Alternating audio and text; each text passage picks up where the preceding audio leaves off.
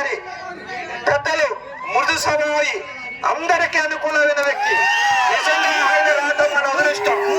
అలాంటి రఘురామరెడ్డి గారిని మాకొచ్చిన 20,000 మెజార్టీ కంటే అత్యధిక మెజార్టీ. ఎంత మెజార్టీ ఇవ్వాలి మనం? ఎంత మెజార్టీ ఇవ్వాలి? ఈ మండలం నుంచి కనీసం 15,000 మెజార్టీ మనం ఇవ్వాలని మిమ్మల్ని అందరూ కూడా కోరుకుంటున్నాం.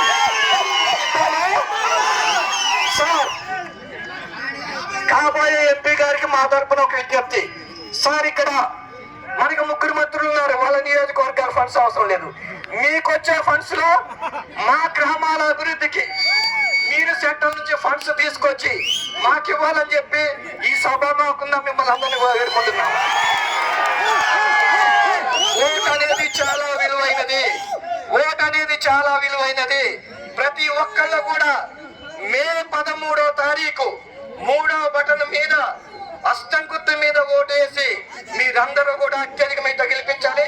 నాయకులు కార్యకర్తలకు ఒక్కటే మనవి, ఎవరిని అందరినీ కూడా పోలింగ్ కేంద్రాలకు తీసుకొచ్చి ఓటేసే బాధ్యత మీ మీద ఉందని చెప్పి మీకు గుర్తు చేస్తున్నాం.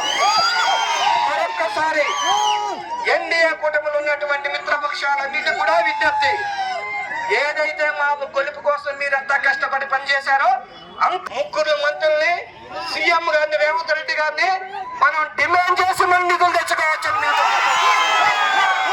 అవకాశం ఇచ్చిన మీ అందరికి కూడా ఉదయపూర్వ నమస్కారం తెలియజేస్తూ జై కాంగ్రెస్, జై కాంగ్రెస్.